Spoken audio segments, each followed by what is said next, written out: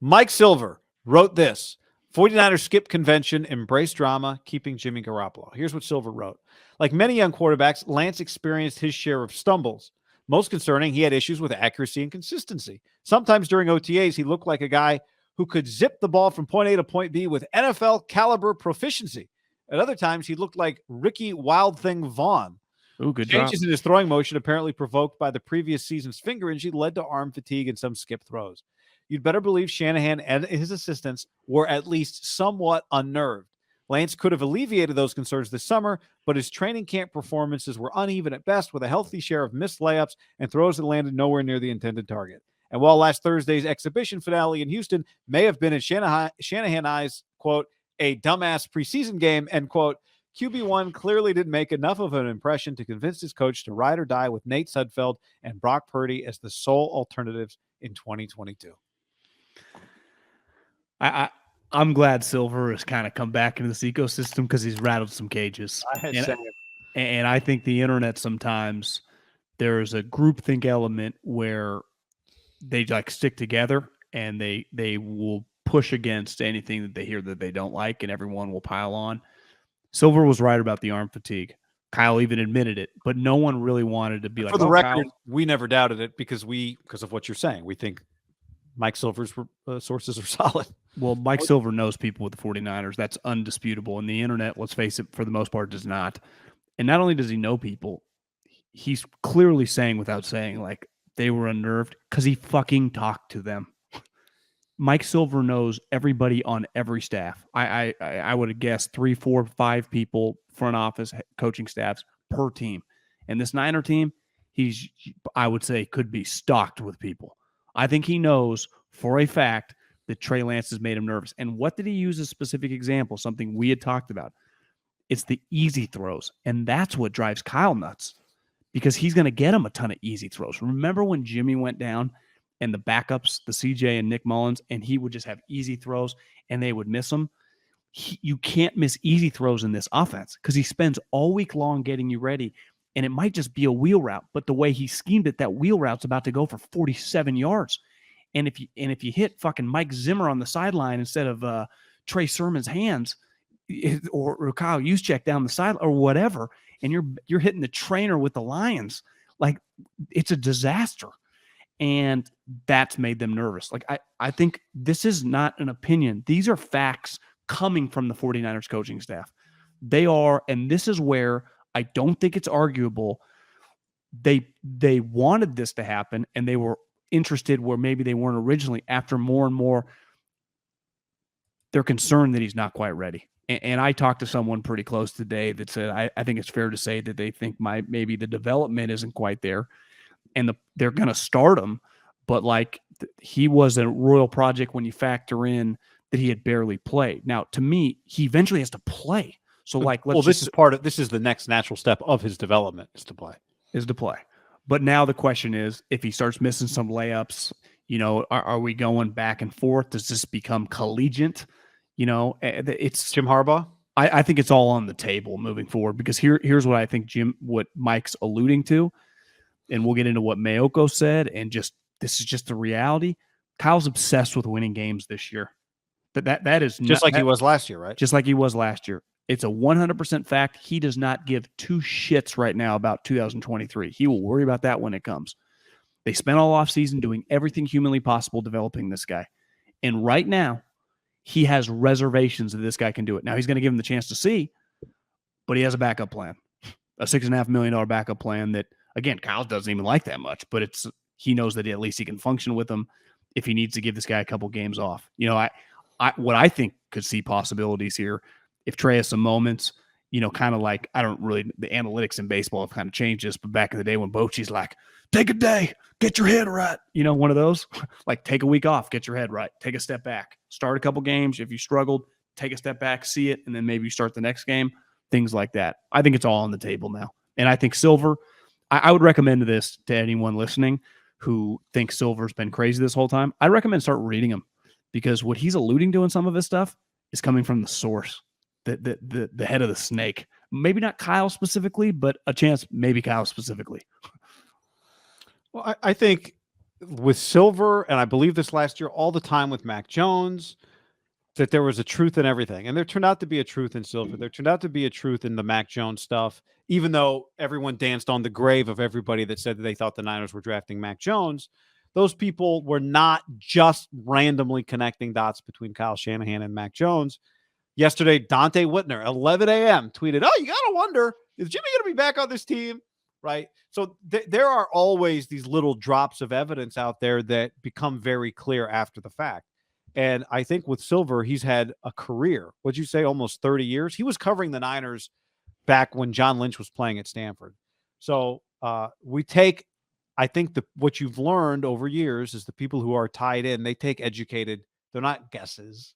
They might be educated opinions. They might be off the record comments that then become their opinion because somebody can't get quoted. But here's the other thing.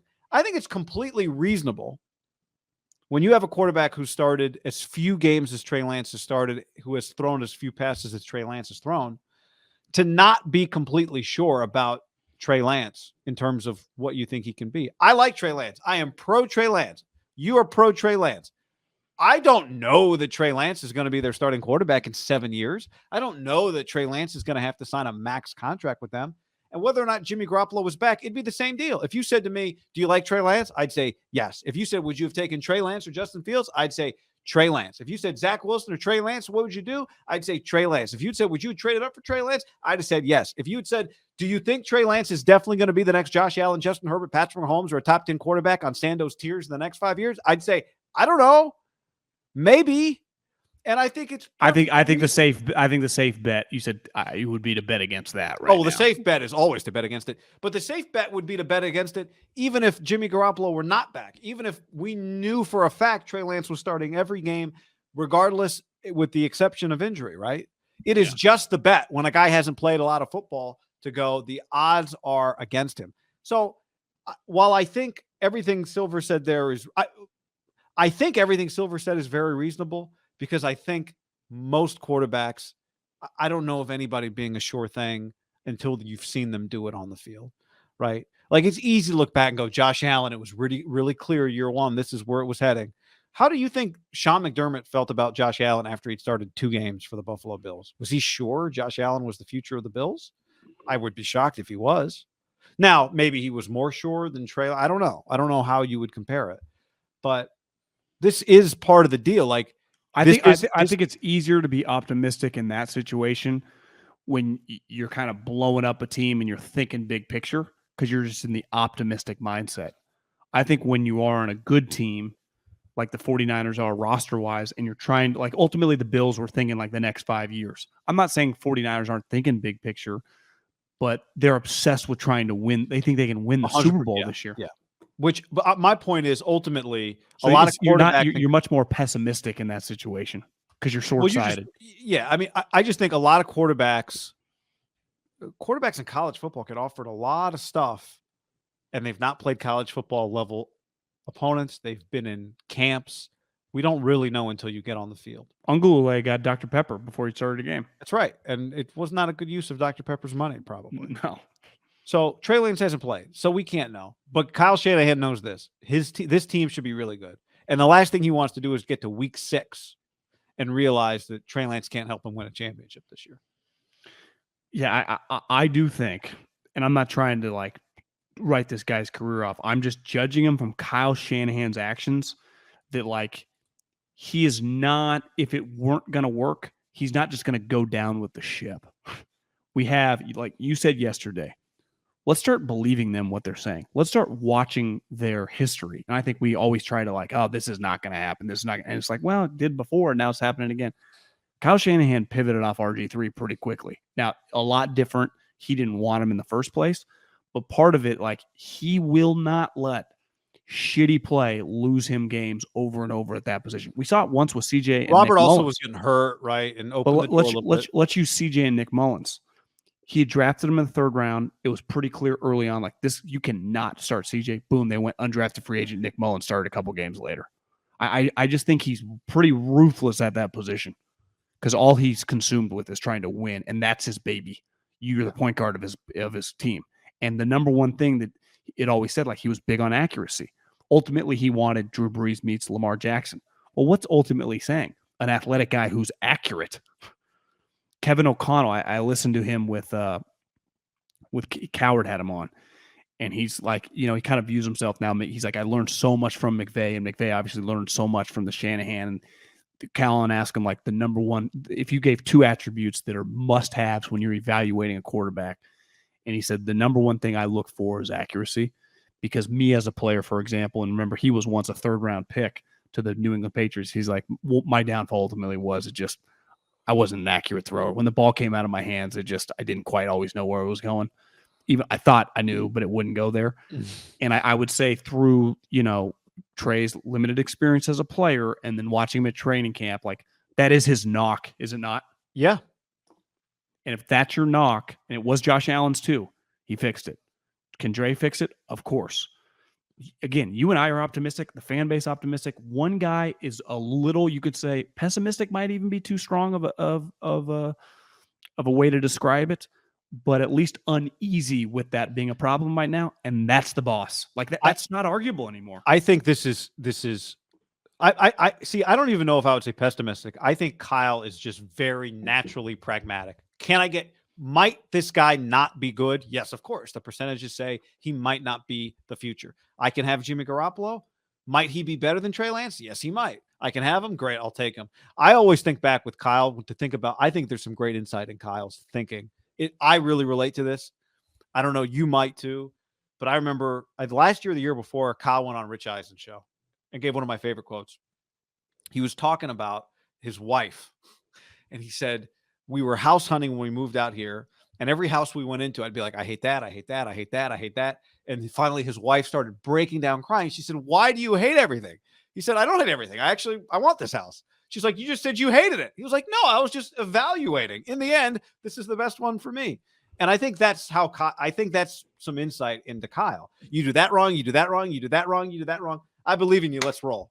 I think I think it probably takes, I think we know this. Would you agree? It takes a mentally strong person to play for Kyle, especially if you're a quarterback, right? People say it all the time with receivers, man. He was a receiver, so hard on the receivers. And I think this is we'll see what it turns out to be.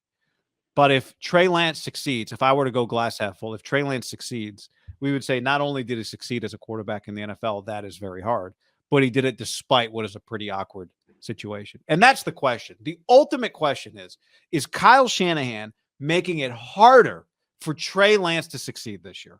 Right? I mean, that's the real question. That's the biggest question. It's the biggest unknown of this situation. That it's only going to be known as time plays out. And even then, if he fails, it'll be, well, was he going to fail anyway, or did he fail because you mishandled him? Right? We don't. It's the hard part about like a lot of times, right? Like in business, it's very black and white, right? It's like, why didn't this car sell? Where it fucking it had a defect, or whatever, a product. It was outdated 6 months because the competition. A lot of times with athletes, it's like, well, if this guy would have been on a better team, this guy's situation. Remember, Draymond used to always say, like, this guy had been on our team the whole time. He'd been good. He was always talking shit about other teams. How about Josh Allen, who got cut today? I mean, not Josh Allen, Josh Rosen. It feels like he was destined to fail. It does. I know.